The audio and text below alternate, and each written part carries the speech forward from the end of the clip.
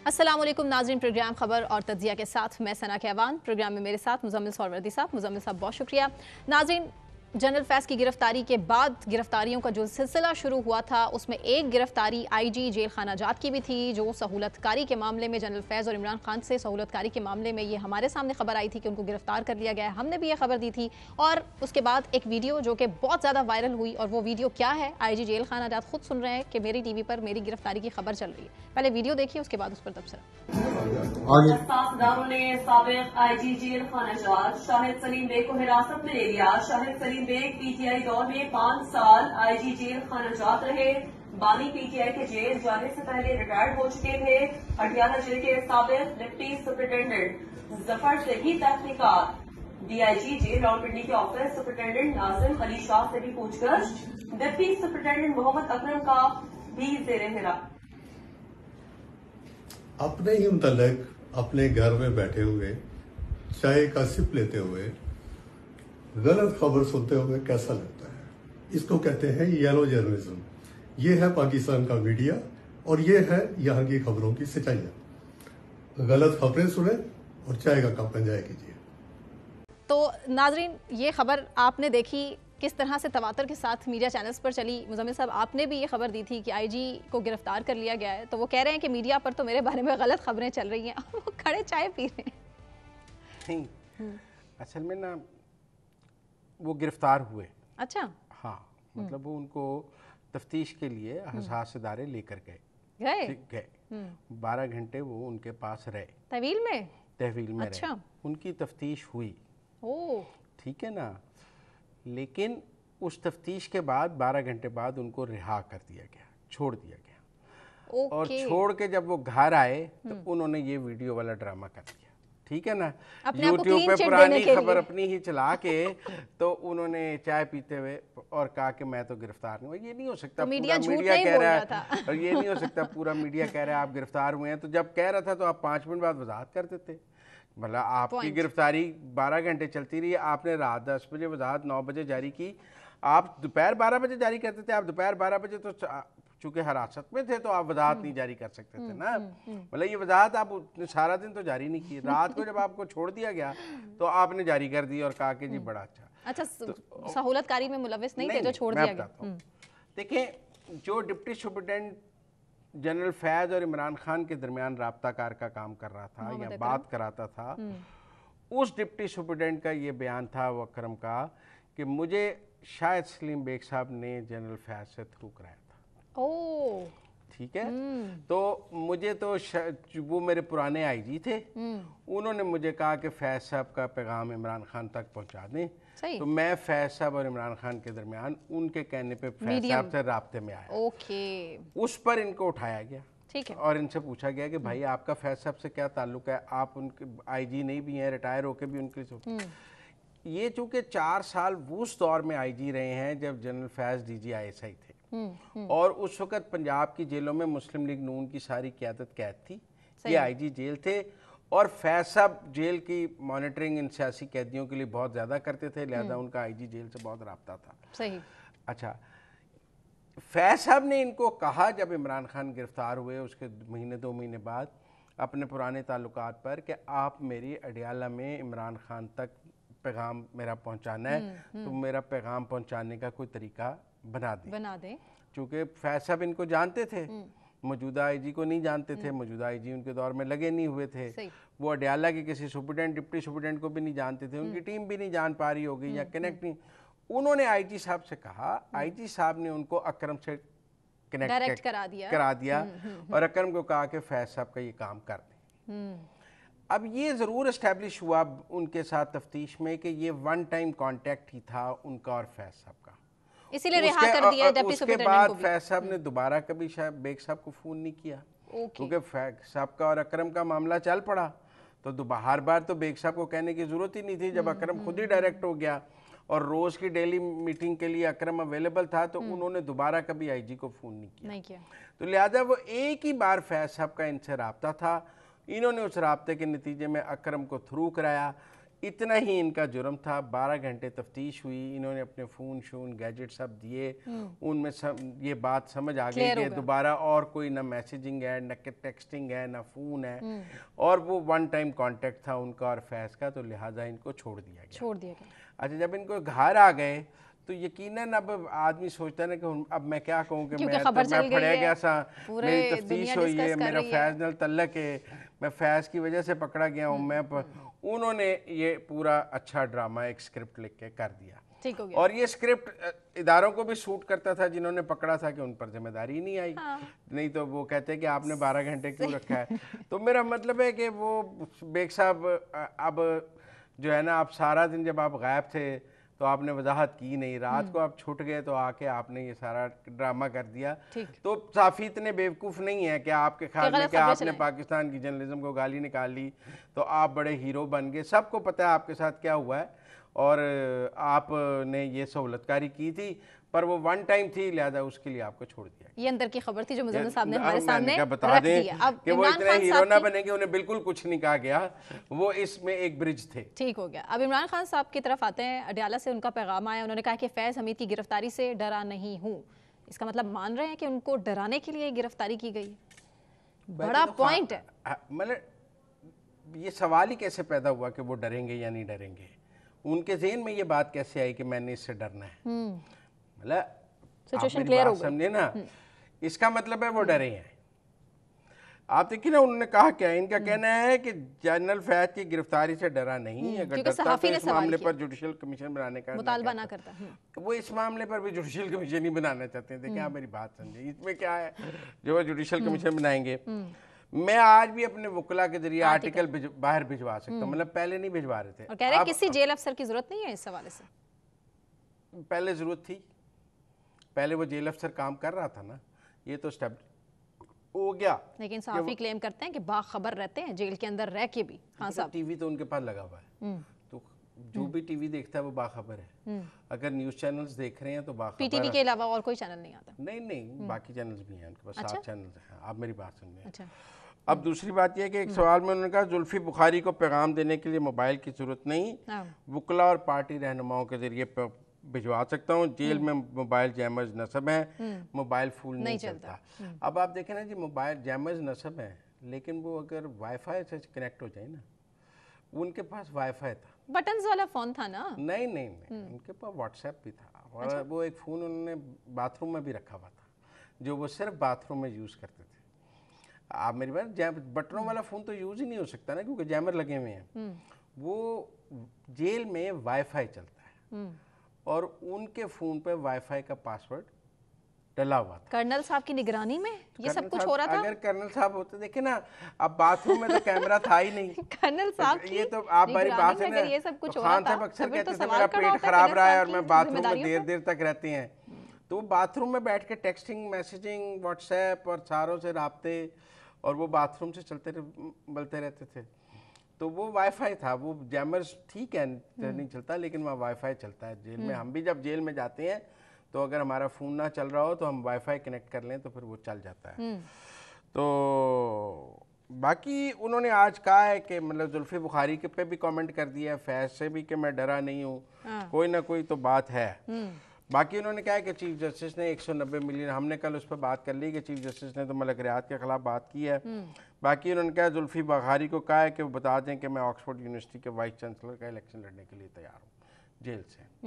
वो जीत भी सकते हैं, इसमें तो कोई डाउट नहीं है। मेरे ख्याल में जो बानी पीटीआई की आज की गुफ्तगू है उसमें उन्होंने कहा है कि एस्टेब्लिशमेंट को जो कर रहे हैं इससे मुल्क और इदारे तबाह हो रहे हैं, और उन्होंने कहा है कि वो बाकी अभी उनका थोड़ी आज उतनी, देखिए आज उन्होंने कोई आसिम मुनीर के खिलाफ बात नहीं की, वो तो हाथ बढ़ा रहे हैं एस्टेब्लिशमेंट से मुज़ाकरात के लिए, तो क्यों बात करेंगे खिलाफ? तो उन्होंने कहा है कि हमारी हुकूमत में जनरल बाजवा ने हुसैन हक्कानी को $35,000 में लॉबिंग के लिए हायर किया, तो वो अभी तक अब मैं जो देख रहा हूँ, मतलब इसके बाद पहले वो अपनी गुफ्तगू में मौजूदा फौजी क़यादत को अटैक करते थे, अब वो मौजूदा फौजी क़यादत को अटैक नहीं कर रहे। कहीं ना कहीं से कुछ ना कुछ तो पकड़ा। ये मुझे नहीं पता फैज़ की गिरफ्तारी का कितना असर है उनके दिमाग पे, लेकिन बहरहाल उनकी टोन में मुझे तब्दीली नज़र आई है कि जनरल बाजवा के ख़िलाफ़ तो गुफ्तगू वो पहले भी करते थे, लेकिन आप देखें ना पहले तो वो आसिम मुनीर के बारे में भी गुफ्तगू करते थे, आसिम मुनीर के हवाले से ट्वीट भी करते थे, आर्टिकल भी लिखते थे। लेकिन जनरल फैज़ बहुत अरसे से इमरान खान साहब की गुड बुक्स में नहीं थे। नहीं, और सुनने में तो ये भी आता है कि उन्होंने तो नंबर भी ब्लॉक किया था। नहीं, ये सिर्फ अफवाहें। अफवाहें। देखिए फैज नियाजी गठजोड़ जो है ना, वो मैंने पहले भी कहा है, इस सारे जो उसका है ना ये और अता तारड़ साहब ने भी इसी की तरफ इशारा किया है। ही फैज नियाजी गठजोड़ है। ये अता तारड़ साहब की प्रेस कॉन्फ्रेंस का निचोड़ भी यही था। अता तारड़ साहब की प्रेस कॉन्फ्रेंस गवर्नमेंट भी यही दोनों ही जो है कनेक्टेड थे। और आज तो वैसे वो शेर अफजल मरवत साहब की सुलह हो गई है, मुलाकात हुई है और बड़ा सुलह भी हो गई है। शेर अफजल मरवत साहब हमारे साथ हैं, लाइन पर मौजूद हैं। मरवत साहब को कनेक्ट करते हैं। मरवत साहब, thank you so much for joining us. आज बहुत बड़ा दिन था, आपका अडयाला जेल में मुलाकात हुई इमरान खान साहब के साथ। गिले शिकवे आपकी तरफ से भी किए गए होंगे, लेकिन ये बताइएगा सबसे पहले कि इमरान खान साहब के क्या गिले शिकवे थे आपसे? मैम, आपका और सरवर्दी साहब दोनों का शुक्रिया। इमरान खान साहब से पहले मैंने गिले किए, शिकवे किए, और खान साहब ने बड़े तहम्मुल से सुने, और बड़ा ही उनका जो अंदाज था सुनने का वो बिल्कुल एक मुशफ़िकाना था। अच्छा। और मेरी बातें सुनने के बाद मैंने गिला किया। मैंने कहा कि खान साहब, ये जो मेरे साथ हुआ मेरा गिलतवास बनता है, और क्यों हुआ? तो जिस पे खान साहब ने फिर कहा कि मैंने आपको कहा भी था कि आपने पार्टी के हवाले से लीडरान के नाम नहीं लेने, खिलाफात की बात मीडिया पे नहीं करनी है। जो बात मेरी जो है आपने हवा में उछाल दी, और खान साहब का ये गिला बड़ा जायज़ था। तो बहरहाल गिले दोनों अतराफ से हुए, और इसके बाद जो है खान साहब ने बड़े प्यार मोहब्बत से जो है वो कहा कि जो हुआ सो हुआ, आइंदा के लिए। और फिर उन्होंने जो है साहब मौजूद थे, पंजोता साहब मौजूद थे, और मिसाल यूसुफजई भी थी। तो इनकी मौजूदगी में फिर खान साहब ने कहा कि ये 22 अगस्त के जलसे की तैयारी करो, और आगे से मैंने फिर उनको एहतजाज की बात की कि हमने एहतजाज करना है जिसके बगैर मुझे कोई हल नजर नहीं आ रहा है। तो इस सिलसिले में काफी तफसील से बात हुई। कुछ जनरल फैज़ के बारे में बात हुई, क्योंकि आपका तो क्लिप है कि उन्हें सजाए मौत हो जाएगी, उन्होंने भत्ता लिया है, उन्होंने करप्शन की है, तो अब खान साहब उन्हें असासा डिक्लेयर कर रहे थे। तो कोई जनरल फैज़ पे बात हुई आपकी उनसे? चूंकि आज मेरी काफी अरसे बाद मुलाकात थी, हमारा जो बुनियादी डिस्कशन था वो पार्टी के मसले मसाइल थे। अलबत्ता जो जनरल फैज़ की बात है वो मेरे ज़हन में थी कि मैं उनका मौक़िफ़ जानना चाहूँगा, ताकि उसी पॉलिसी को हम फॉलो कर सके। तो अभी आपके पास फिर जनरल फैज़ के हवाले से कोई पॉलिसी नहीं है?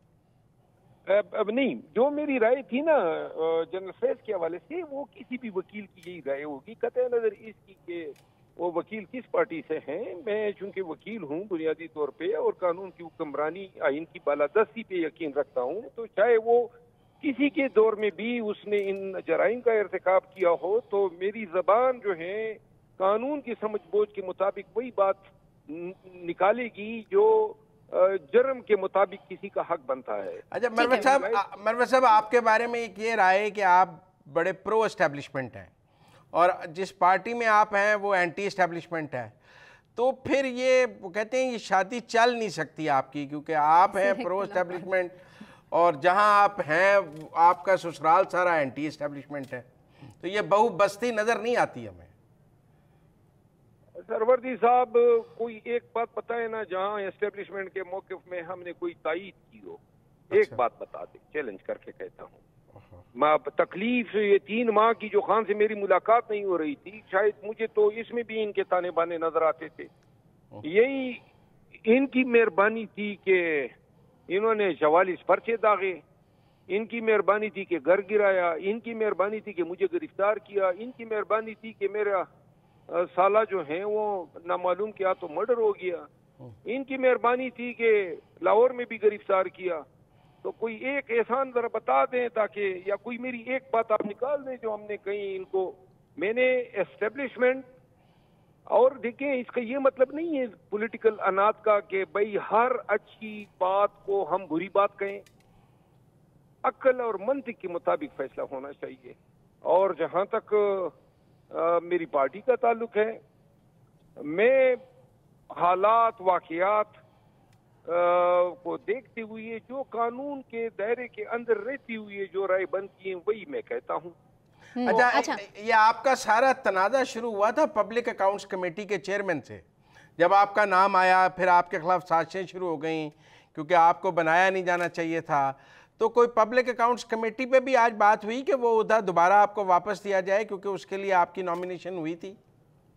نہیں، وہ میں ذہن سے نکال چکا ہوں. کوئی کمیٹی، کوئی وزارت، بلکہ یہ پبلک اکاؤنٹ کمیٹی سے پہلے تنازع شروع ہوا تھا جب مجھے وہ فوکل پرسن کی نشست سے ہٹا دیا تھا. یہ فوکل پرسن اس وقت تو یہ پبلک اکاؤنٹ کمیٹی کا مسئلہ آیا بھی نہیں تھا. تو میں نے اب وہ چیزیں میرے مطمع نظر ہی نہیں ہے اور نہ ان میں میری کوئی دلچسپی رہی ہے کیونکہ حالات نے مجھے بہت کچھ سکھا دیا ہے. ٹھیک ہے مروت صاحب، یہاں بریک پر جانا ہے ہمیں. بریک سے واپس آنے کے بعد ہم یہیں سے کنٹینیو کریں گے. پلیز ہمارے ساتھ ہی رہیے گا. We'll be right back.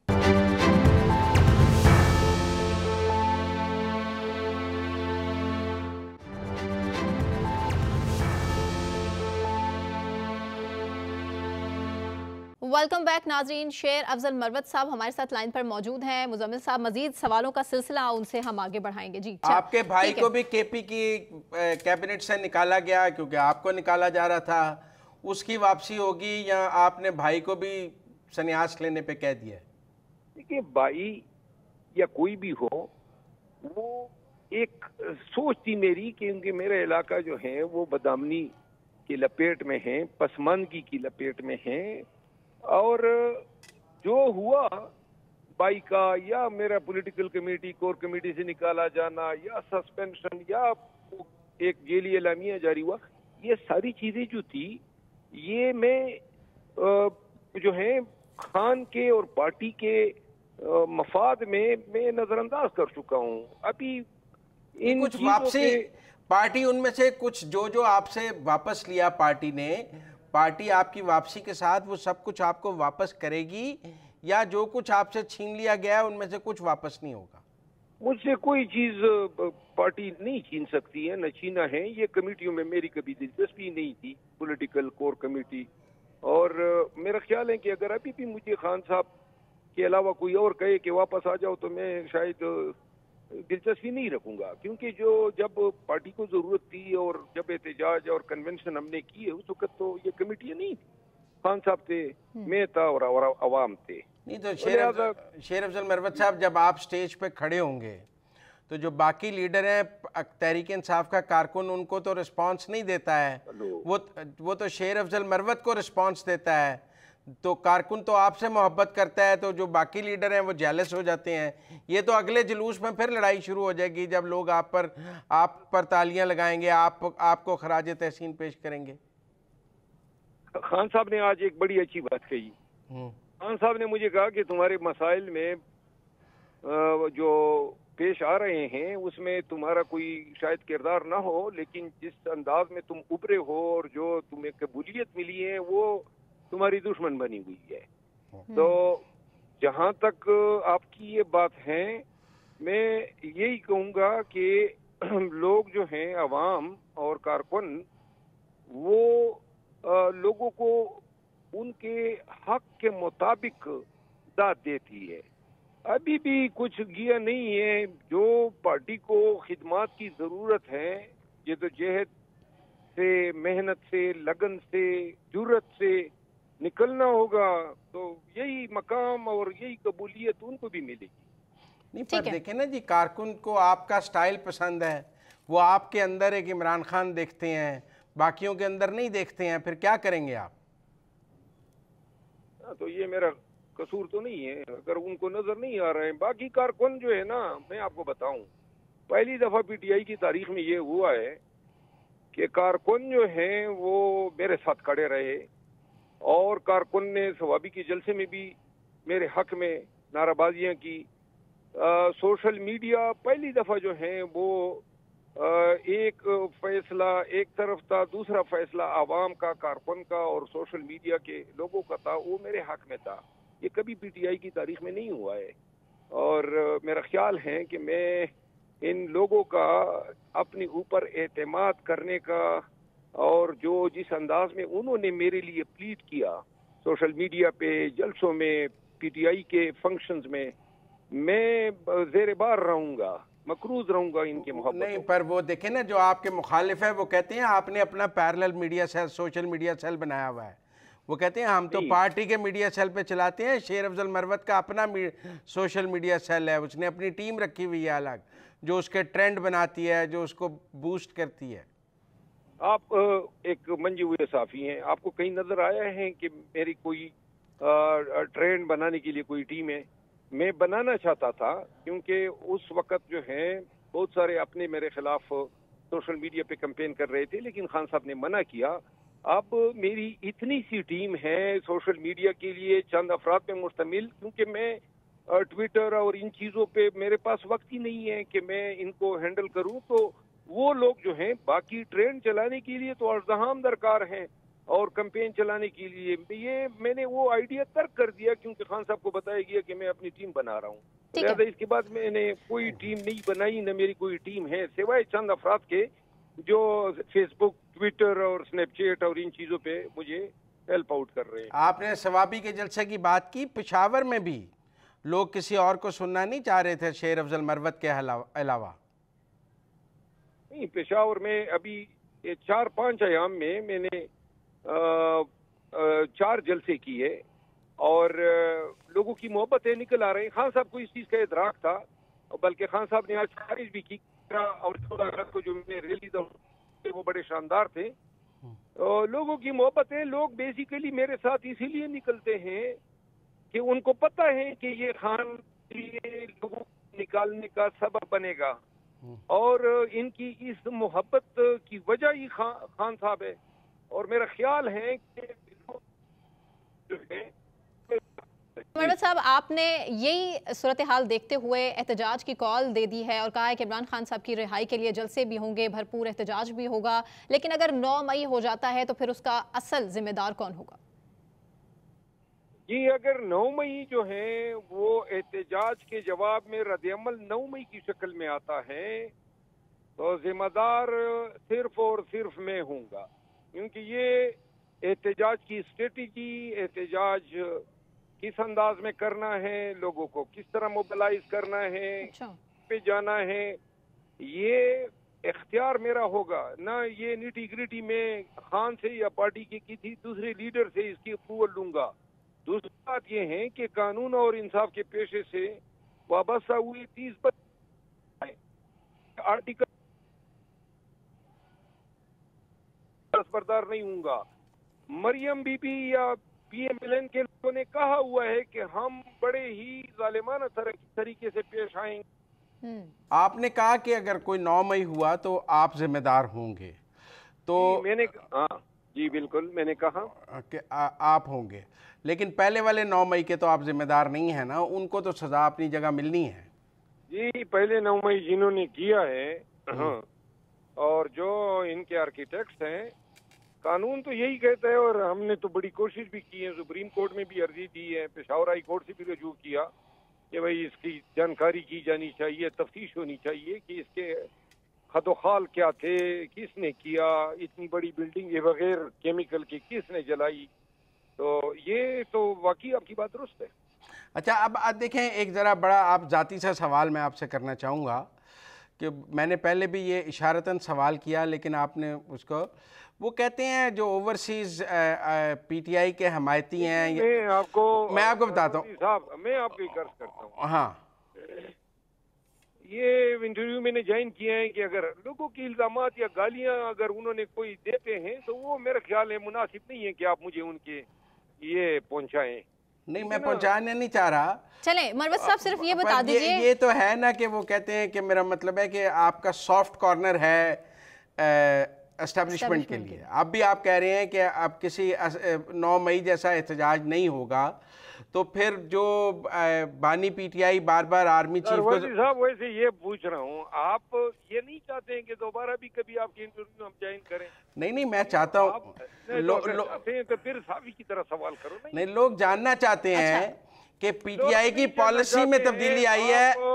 آپ مجھے متنازع بنا رہے ہیں یا اپنا کریں. ٹھیک ہے. اچھا مروت صاحب، آسان لفظوں میں سوال، ابھی پارٹی کے اندر کون سی ایسی شخصیات ہیں جو کہ آپ کے خلاف ہیں؟ کیونکہ ہم نے بہت سے لوگوں کو آپ کے خلاف بولتے سنا ہے، بولتے دیکھا ہے، لیکن انہوں نے ساتھ ساتھ یہ بھی ضرور کہا کہ عمران خان صاحب کا جو فیصلہ ہوگا شیر افضل مروت کو لے کے، ہم اس فیصلے کو ضرور تسلیم کریں گے. ابھی آپ کو کس کے حوالے سے میرے لیے یہ معنی ہی نہیں رکھتا ہے کہ کتنے لوگ، بہت سارے لوگ خلاف ہوں گے، مجھے اس کی پرواہ نہیں ہے. ٹھیک ہے نا، میں پارٹی میں کوئی گروپنگ نہ کبھی کی ہے، نہ کسی کے ساتھ میرے ذاتی مراسم ہے.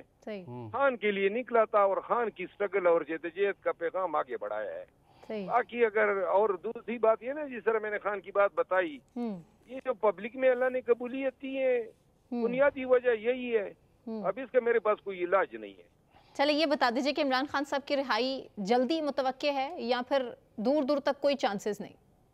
میری رائے تو یہ، اور راج خان صاحب کو بھی میں نے کہا بے شک یہ پولیٹیکل پارٹیز کے ساتھ الائنس بنانے کی کوششیں جاری رکھنی چاہیے. عدالتوں سے بھی بالکل یہ کوششیں ہونی چاہیے کہ کوئی رہائیاں ہوں یا خان کی رہائی ہو. لیکن میں سمجھتا ہوں کہ خان کی رہائی ایک جدوجہد، ایک احتجاج، ایک مزاحمت، ایک ایجیٹیشن اور ایک عوامی جو جلسہ جلوس اور دھرنا ہے، اس کے تابع ہے. اور جب تک ہم لاکھوں لوگوں کو نکالیں گے نہیں، کیونکہ خان کے ساتھ نیکی تو انہوں نے کبھی کرنی ہی نہیں ہے. تو لہذا اگر یہ سیاسی ایک جنگ ہے، سیاسی قیدی ہیں، تو خان تبھی نکلے گا جب ان کے ساتھ سیاست ہوگی. اور سیاست تبھی ممکن ہے کہ جب لاکھوں کا کراؤڈ جو ہے وہ سڑکوں پہ ہو. مطلب بنگلہ دیش، آپ کے ذہن میں کوئی بنگلہ دیش ماڈل چل رہا ہے کہ کوئی بنگلہ دیش ماڈل ٹائپ آپ تحریک چلانا چاہ رہی ہیں جس کے نتیجے میں حکومت چلی جائے؟ جو بنگلہ دیش میں ماڈل چلا ہے نا، اللہ کرے کہ پاکستان میں بھی وہ ماڈل چل جائے. ٹھیک ہے نا، 4 لاکھ لوگ نکلے. تو جس طرح سروردی صاحب یہ جو مینڈیٹ چور بیٹھے ہوئے ہیں، وہاں پہ بھی مینڈیٹ چور تھی حسینہ، پاکستان کے شریفوں کی طرح. وہاں بھی الیکشن کمیشن ملا ہوا تھا، وہاں پہ بھی عدالت سرنگو تھی. تو عوام کی غیظ و غضب کا ان کو سامنا کرنا پڑا. وہاں پہ ریاست نے غلطی کی کہ 300 بندے مار دیے، اور یہی غلطی اگر یہاں کی ریاست کر لے اور پرامن احتجاجی لوگوں پہ گولیاں چلا دے، تو یہ ان کے تابوت میں آخری کیل ہوگی. نہ پھر آپ کو یہ فارم 47 کی وزیر اعلیٰ نظر آئے گی. تو آپ اڈیالہ کے جیل کے باہر دھرنا دیں گے یا ڈی چوک پہ دھرنا دینا چاہتے ہیں کہ اڈیالہ جیل کے؟ انشاءاللہ لاہور کے قلب میں دوں گا. لاہور آؤں گا اور لاکھوں کے مجمع کے ساتھ آؤں گا. لیکن سی ایم پنجاب صاحبہ مریم نواز صاحبہ مینار نہیں ہونے دیں پاکستان گی. لاہور میں ماڈل ٹاؤن نواز شریف کے جاتی عمرہ، ماڈل ٹاؤن مسلم لیگ نون سیکریٹریٹ میں وزیر اعلیٰ کے گھر کے آگے کہاں پہ دھرنا دیں گے لاہور میں؟ یہ تو وقت بتائے گا کہ یہ ہمارے ساتھ کیا کرتے ہیں. کیونکہ مریم بی بی نے کہا تھا کہ میں کوئی رحم نہیں کروں گی. جتنی اس کی بے رحمی ہوگی ویسا ہی ہمارا احتجاج ہوگا. لیکن اب ہم نے دیکھا ہے کہ پی ٹی آئی کا کارکن بہت دل برداشتہ ہے اور وہ باہر نہیں نکلتا ہے. مختلف کالز ہم نے دیکھی ہیں پنجاب میں بالخصوص اور کے پی میں بھی. آپ دیکھیں، آپ کے پی کے بھی ضمنی انتخابات ہاری ہے، آپ کی پارٹی چوتھے نمبر پہ آئی ہے. تو وہ مقبولیت گرتی جا رہی ہے 8 فروری کے بعد. اب لوگ اس طرح آپ کے لیے نہیں نکلتے ہیں. جس طرح ضمنی انتخابات میں آپ کی پارٹی پنجاب میں جیتی ہے، میں کے پی کی بات کر رہا ہوں، باجوڑ کی بات کر رہا ہوں. کے پی کے 2 ضمنی انتخاب بھی آپ ہارے ہیں. وہاں تو نون نے نہیں کرائے نا، وہ تو مریم نواز نے نہیں کرائے ہیں، وہ تو گنڈا پور نے کرائے ہیں. نہیں، گنڈا پور نے نہیں گرائے ہیں، غلط فیصلوں نے گرائے ہیں. نہیں. اور دیکھیں، میں باجوڑ گیا تھا نا، میں نے کمپین کیا وہاں پہ عوام کا مطالبہ جو تھا وہ مقتول پی ٹی آئی کے لیڈر کے بھائی کو ٹکٹ دینے کے حق میں تھا. اور وہ غلط فیصلہ تھا جس کا خمیازہ بھگتنا پڑا پی ٹی آئی کو. یہ ہمارے لیے بھی آسان تھا نا، जिस तरह ज़िमनी इंतखाबात में वहाँ हुकूमत असरअंदाज हुई आरओज़ और डीआरओज़ पे, यही काम हम केपी में कर सकते थे, हमने नहीं किया। और दूसरी जो ज़िमनी इलेक्शन के आवर रिजल्ट है वो तो पीटीआई के हक में है। क्वार्ट में हम जीते हैं, आपको इल्म होगा, डी खान में हम जीते हैं। लेकिन शहजाद अकबर साहब तो ये कहते हैं कि पीटीआई ने भी पैसे खर्चे हैं 8 फरवरी की सीटें जीतने के लिए, और वो जावेद लतीफ़ साहब के इस इल्ज़ाम को दुरुस्त मानते हैं कि उन जावेद लतीफ़ को जिसने हराया है उसने पैसे दिए हैं। देखें सरवर्दी साहब, आपको इल्म है कि पंजाब में कौन हारा है और कौन जीता है, पूरे पाकिस्तान को इल्म है। ये मियाँ साहब जो हैं उनमें और मोहन चौधरी में कोई फर्क रहेगी या दोनों फॉर्म 47 पे आए हुए हैं? तो मियाँ साहब एक जमाने में साउथ एशिया का बड़ा लीडर हुआ करता था, आज उनकी सियासत कहाँ पे आ गई है, कहाँ पे ये पार्टी खड़ी है? और वोट को इज्जत दो का नारा लगाने वाले पार्टी ने वोट का क्या असर किया? पूरे मुल्क को और पूरी आलमी दुनिया को पता है कि पाकिस्तान में 9 फरवरी को मैंडेट किस तरह चोरी किया गया है, और ये मैंडेट की रिकवरी के लिए जो हमारी अदालत की कोशिश है, उनको सबोताज करने के लिए क्या क्या ऑर्डिनेंसेस जारी नहीं हो रहे हैं, वो इसीलिए ताकि 9 फरवरी का जो अलमिया है, जो साजिश है, जो फ्रॉड है, वो तश्तज़बाम ना हो जाए। शेर अफजल मरवत साहब, आपकी वापसी हुई है, और भी वापसियां होंगी या बस आपके लिए अकेले ये रास्ता खोला है बानी पीटीआई ने, कि और भी जो लोग वापस आना चाहते हैं उनके लिए भी रास्ता खुलेगा? शेख रशीद साहब, फवाद चौधरी साहब। मैं तो कभी गया ही नहीं हूँ, तो वापसी किस तरह हो गई? वो नोटिफिकेशन आपका जारी हुआ, आपका तो टर्मिनेशन लेटर जारी हुआ। तरम जेली नोटिफिकेशन था, उस वक्त भी कहा था, आज भी कहा है, वो नोटिफिकेशन अब किधर गया? अच्छा, आप बताए ना, वो नोटिफिकेशन कहाँ है? कोई जिक्र है? ये नोटिफिकेशनों के हम ताबे नहीं है। खान के साथ मेरा ताल्लुक है, खान मेरा लीडर है, और पीटीआई का दस्तूर यही कहता है कि किसी एमएनए को या अब तक के पार्टी के किसी लीडर को निकालने का पार्टी चेयरमैन का है। तो नोटिफिकेशन में कोई ये इख्तियार कहाँ से आया था? वो कमेटी ने क्या किया था? मुझे किसी ने बुलाया था, कोई तलब किया था, कोई मुझ इल्जामात की जानकारी की गई थी, कोई कन्फ्रंट किया गया था, बस कमरे में बैठ के नोटिफिकेशन, ऐसे नोटिफिकेशन। अच्छा मरवत वो साहब, कमेटी बनाई तो बानी पीटीआई ने थी ना, वो कॉन्स्टिट्यूट कोई नहीं बनाई थी, बानी पीटीआई ने कोई नहीं बनाई थी, आपको इल्म था। लेकिन बहरहाल चूंकि इख्तिलाफात मैंने अब खत्म कर दिए, तो लिहाजा मुतनाज़ा चीजों पे मैं बात नहीं करूंगा। नहीं, मुतनाज़ा चीज़ों पर भी बात नहीं करेंगे तो सूरत हाल लोगों को कैसे पता लगेगी? पर लोग जो है ना, अब तैयारी पकड़े एहतजाज की। अनकरीब इंशाल्लाह सरवर्दी साहब, आपको मैं मीनार पाकिस्तान पे इंटरव्यू दूंगा। बहुत शुक्रिया शेर अफजल मरवत साहब, thank you so much for your time. अभी ब्रेक अनाउंस करनी है मुझे, ब्रेक से वापस आने के बाद हम यहीं से कंटिन्यू करेंगे, हमारे साथ रहिए।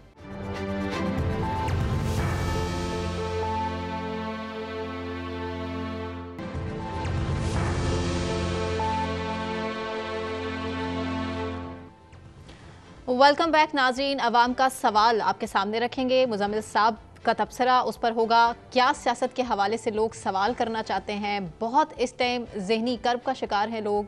पिछले सेगमेंट्स में हमने देखा कि बिजली महंगी के हवाले से लोगों ने सवाल किए, आज लोग सवाल क्या लेकर आए मुजम्मिल साहब के पास। सबसे पहला सवाल लेते हैं शहरी का, उस पर बात करें। मेरा ताल्लुक मियाँ वाली से है, मैं एक राइटर हूँ।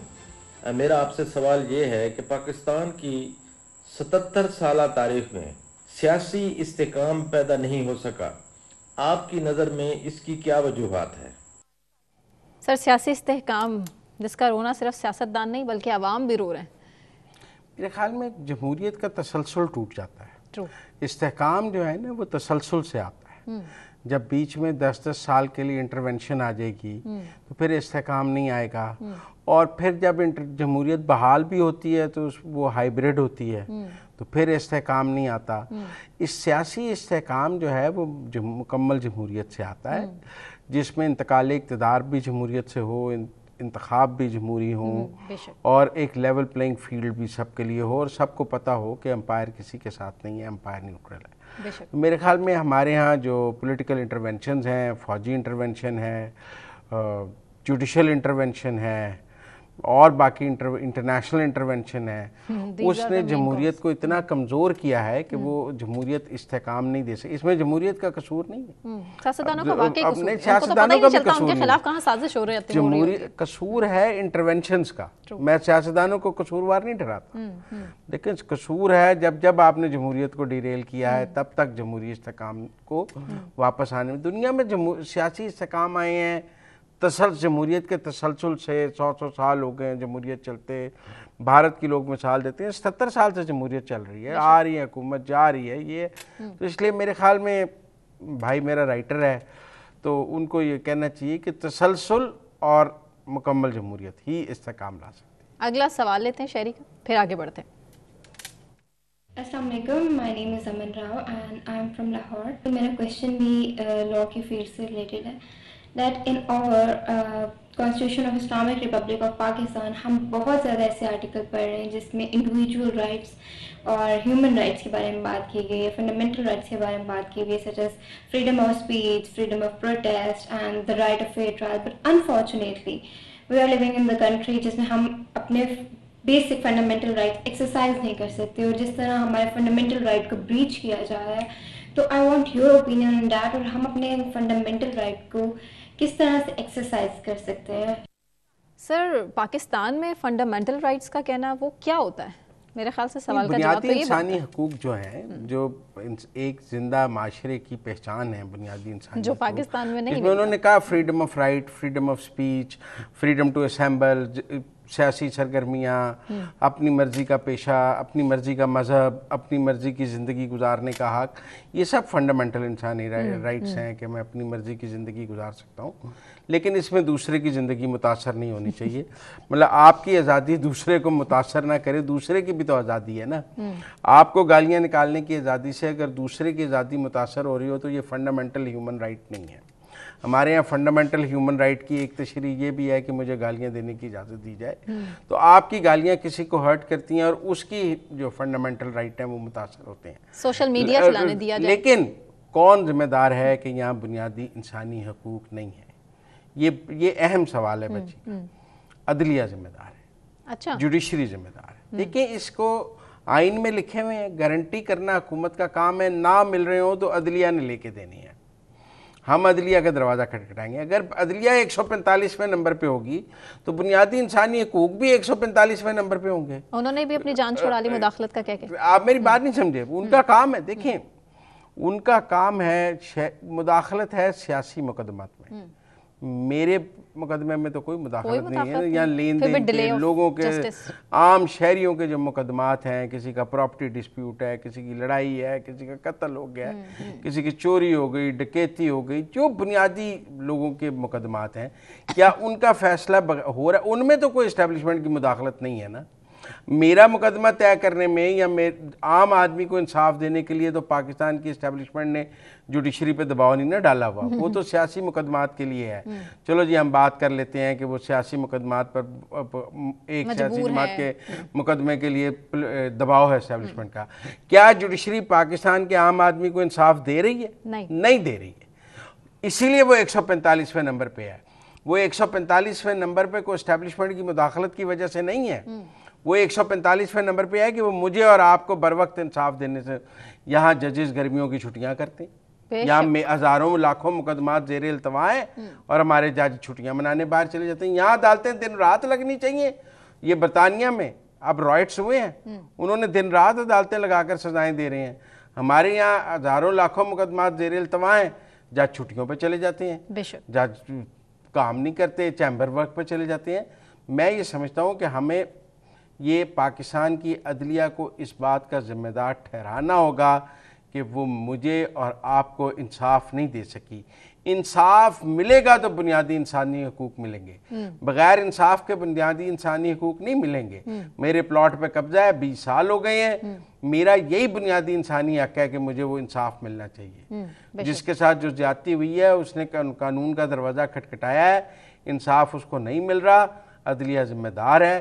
لہذا جس دن عدلیہ نے ٹھیک کام کرنا شروع کر دیا سب ٹھیک ہو جائے گا. ٹھیک ہو گیا. اگلا سوال لیتے ہیں شہری کا، پھر اس پر بات کریں. السلام علیکم، میرا نام عمیر ذوالفقار ہے اور میں فیصل آباد سٹی سے بلونگ کرتا ہوں، اور میرا مزمل صاحب سے یہ سوال ہے کہ پاکستان میں عدلیہ اور سیاست کے تعلقات کے بارے میں کیا اظہار خیال ہے آپ کا؟ فیصل آباد سے شہری تھے. دیکھیں، عدلیہ اور سیاست کے تعلقات جو ہیں نا وہ ایسے ہی ہوتے ہیں جیسے ساس اور بہو کے تعلقات ہیں. کبھی اچھے کبھی برے، کبھی اچھے کبھی برے ہیں، اور ہمیں ان کو مائنڈ نہیں کرنا چاہیے. عدلیہ کو اپنی ڈومین میں کام کرنا چاہیے. جو جوڈیشل انٹرونشن ہے یا جو جوڈیشری پولیٹیکل اسکرپٹ لکھنا چاہتی ہے وہ بھی نہیں ہونا چاہیے. اور ہمیں یہ بھی نہیں توقع کرنی چاہیے کہ پاکستان کے سیاستدانوں کے کوئی عدلیہ سے اچھے تعلقات ہوں گے. ہم کیوں کہیں؟ عدلیہ کا کام ہے انصاف کرنا، یکساں انصاف کرنا. اس میں سیاستدانوں سے بھی کرنا ہے، مجھ سے بھی کرنا ہے. تو عدلیہ اور سیاستدانوں کے تعلقات جو ہیں وہ خراب تب ہی ہوتے ہیں جب بیچ میں کوئی اسٹیبلشمنٹ آ جاتی ہے. جب اسٹیبلشمنٹ جوڈیشری کے ساتھ ہوتی ہے تو پالیٹیشین شکست کھا جاتا ہے. آج کل اسٹیبلشمنٹ پالیٹیشین کے ساتھ ہے تو ہمیں جوڈیشری شکست کھاتی نظر آ رہی ہے. یہ جو تھرڈ انٹرونشن ہے اور وہ ان دونوں میں سے ایک فریق کے ساتھ ملتا ہے تو ایک فریق شکست کھاتا ہے، ایک فریق جیتتا ہے. بالکل ٹھیک. اگلا سوال. میرا تعلق لاہور سے ہے. مزمل صاحب، میرا آپ سے یہ سوال ہے، پاکستانی میڈیا میں بے بنیاد خبروں کی اشاعت کو روکنے کے لیے کیا تدابیر کی جا رہی ہیں؟ بے بنیاد خبریں، ان کی روک فیک تھام، نیوز. وہ تو سوشل میڈیا پہ زیادہ ہے، فیک نیوز اب مین دیکھیں اسٹریم نا، میڈیا پہ بھی. وہ ہم نے کہا آئی جی جیل صاحب نے ہماری سچی خبر کو فیک کر دیا. میری بات اسٹریٹجی سے کیا، اسٹریٹجی سے. یہ تو دیکھیں. تو یہ ٹھیک ہے کہ فیک نیوز ایک مسئلہ ہے، اور یہ پوری دنیا میں جہاں جہاں صحافت ہے، ہر جگہ صحافت ہے، جرنلزم تو موجود ہے نا جی، ہر جگہ صحافت. اور اس جرنلزم میں فیک نیوز کا عنصر بھی موجود ہے، اور ریاستوں نے، حکومتوں نے اس فیک نیوز سے نپٹنے کے لیے قانون سازی کی ہے. اور سب سے مؤثر قانون سازی ڈیفیمیشن کی ہے کہ آپ کو جھوٹی خبر پر ڈیفیمیشن کا کیس ہوتا ہے اور آپ کو اس پہ جرمانہ ہوتا ہے یا سزا ہوتی ہے. پاکستان میں آج تک ڈیفیمیشن کے کیسز ڈیسائیڈ ہی نہیں ہوتے. ہماری عدلیہ عزت کے قتل کو قتل ہی نہیں سمجھتی ہے. وہ سمجھتی ہے آپ کے خلاف خبر لگ گئی تو کوئی بات نہیں، میں جج کہتے ہیں میں پرواہ نہیں کرتا میرے خلاف جھوٹی خبر لگ جائے. بھئی آپ کیوں پرواہ نہیں کرتے؟ آپ پرواہ نہیں کرتے تو میرے خلاف بھی جھوٹ چلتا ہے تو میں بھی پرواہ نہ کروں تو پھر معاشرے میں جھوٹ جھوٹ جھوٹ ہر جگہ جھوٹ چلنا شروع ہو جائے گا. تو اس لیے میں سمجھتا ہوں کہ ڈیفیمیشن کے قوانین کو بھی مضبوط کرنا ہے اور پاکستان کی عدلیہ کو بھی سینسٹائز کرنا ہے کہ آپ کو فیک نیوز اور ڈیفیمیشن کے کیسز پرائرٹی پہ سننے چاہیے اور ان کا فیصلہ کرنا چاہیے. بالکل ٹھیک. اگلا سوال. میرا تعلق لاہور سے ہے. میرا مزمل صاحب سے یہ سوال یہ ہے کہ جس طریقے سے پیکا ایکٹ کے تحت صحافیوں پہ اس چیز کی پابندی لگائی گئی کہ وہ فیک نیوز نہیں پھیلا سکتے، کیا پولیٹیشینز کے اوپر بھی یہ والی ریسٹرکشن نہیں لگنی چاہیے؟ کیونکہ جس طریقے سے ہم نے دیکھا پچھلے دن ہمارے فیڈرل منسٹر عطا اطہر صاحب نے واٹس ایپ کے حوالے سے ایک فیک نیوز پھیلائی. Fake news, fake news. اچھا، سیاستدانوں پہ بھی ڈیفیمیشن کا ہی قانون ہوگا، ہاں جی، الگ نہیں ہوگا. اگر کوئی سیاستدان جھوٹی خبر دیتا ہے، جھوٹا بیان دیتا ہے، کسی پہ جھوٹا الزام لگاتا ہے، اس پر بھی ڈیفیمیشن کا کیس ہوگا. دنیا میں ایک ہی قانون ہے سیاستدانوں کے لیے بھی اور صحافیوں کے لیے فیک نیوز پہ، اور وہ ڈیفیمیشن کا قانون ہے. اور ہم نے دیکھا ہے کہ پاکستان کے تنازعات کے لندن میں ڈیفیمیشن کے مقدمات کے فیصلے ہوئے ہیں، وہاں فیصلے ہو گئے اور پاکستان میں نہیں ہوئے. تو یہ پاکستان کی جوڈیشری کے لیے چیلنج ہے نا کہ یہاں فیصلے کیوں نہیں ہوتے ہیں اور وہاں کیوں ہو جاتے ہیں. فیصلے بر وقت ہوں گے، سزائیں بر وقت ہوں گی، اصل قصوروار جو ہوں گے، ملزم ہوں گے، ان کو کٹہرے میں ٹھہرایا جائے گا تو پھر معاملات حل ہوں گے. اگلے سوال کی جانب بڑھتے ہیں. ٹھیک ہے، میرے خیال سے شہریوں کے جو سوالات ہیں وہ تو ختم ہو چکے ہیں. مزمل صاحب، لوگ باقاعدگی سے پروگرام دیکھ رہے ہیں، آپ کا تبصرہ سنتے ہیں، آپ کا تجزیہ سنتے ہیں، اسی وجہ سے لوگ بہت انٹرسٹ لے رہے ہیں. اور بھی ہمارے پاس شہریوں کے بہت زیادہ سوالات موجود تھے لیکن شارٹ ٹائم کی وجہ سے ہم ان کو آج پلے نہیں کر سکے، لیکن ہم نیکسٹ پروگرامز میں ضرور ان کے سوالات لیں گے اور ان کے جوابات بھی دے دیں گے. اب صورتحال یہ ہے مزمل صاحب کہ عوام پریشان ہے. بجلی کے بل کا مسئلہ بہت زیادہ تھا، اب کل پنجاب کا سب سے بڑا، بہت اچھا نواز شریف صاحب کا یہ ڈیسیجن تھا، لیکن ابھی بھی کہہ رہے ہیں کہ ایک مہینے کا کوئی فائدہ نہیں، ایک مہینے، دو مہینے کے لیے کی گئی. پھر آگے نومبر دسمبر تو سردیاں آ جائیں گی تو بل ضرورت نہیں رہے گی نا. تو یہ 2 ماہ تو حبس کا موسم ہے. لوگ کہتے ہیں جی گرمیاں ہیں، کوئی ضرورت نہیں. میں بتاؤں یہ اگست ستمبر میں تو پنجاب میں حبس ہو جاتا ہے اور آپ کو پتہ ہے پنکھے اور وہ کولر بھی کام نہیں کرتے، بہت بری حالت ہو جاتی ہے. تو اس وقت تو بجلی کی بہت ضرورت تھی اور یہ اگست ستمبر کے بلوں میں. لیکن آج میں دیکھ رہا تھا حافظ نعیم اور رحمان صاحب کہہ رہے تھے کہ باقی صوبوں کو بھی ریلیف دینا چاہیے. ہم کل کہہ رہے تھے پھر نکلیں گے سڑکوں پر احتجاج کریں گے، وہ تو یہ بھی کہہ رہے ہیں. وہ نہیں، وہ کہہ رہے ہیں باقی صوبوں کی حکومتوں کو کہیں گے کہ کم کریں. تو اب تو میرا خیال ہے باقی صوبے والے دباؤ میں آ جائیں گے چند دنوں میں. کیا تو ٹھیک ہے نا. لیکن بہرحال اب شہری शहरियों से मैं बहुत शुक्रगुजार हूँ कि वो हमसे सवाल करते हैं, बेशक हम उनके सवाल का जवाब देने की कोशिश करते हैं और उनके सवाल जो हैं बहुत पर्टिनेंट होते हैं और उनमें मुझे बहुत विजडम नजर आई है। एग्जैक्टली, लोग अब बड़ा इंटरेस्ट लेते हैं, सुनते हैं, पहले बहुत आप ज्यादा लोगों अपने का सवाल हमें भेजते रहें, हम इस सिलसिले को बढ़ाएंगे। बेशक बेशक, इस सिलसिले को हम लाजमी आगे बढ़ाएंगे और कोशिश करेंगे कि हम अपना इस सेगमेंट को, इसका टाइम ड्यूरेशन जो है वो बढ़ा सकें ताकि ज़्यादा मजीद लोगों के सवालात भी ले सकें, उनके जवाबात हम आपके सामने रखें। मुझे सना कहवान और मुजम्मिल सौरवर्दी साहब को इसके साथ ही इजाज़त दीजिए। अपना बहुत ख्याल रखिए। अल्लाह हाफ़िज़।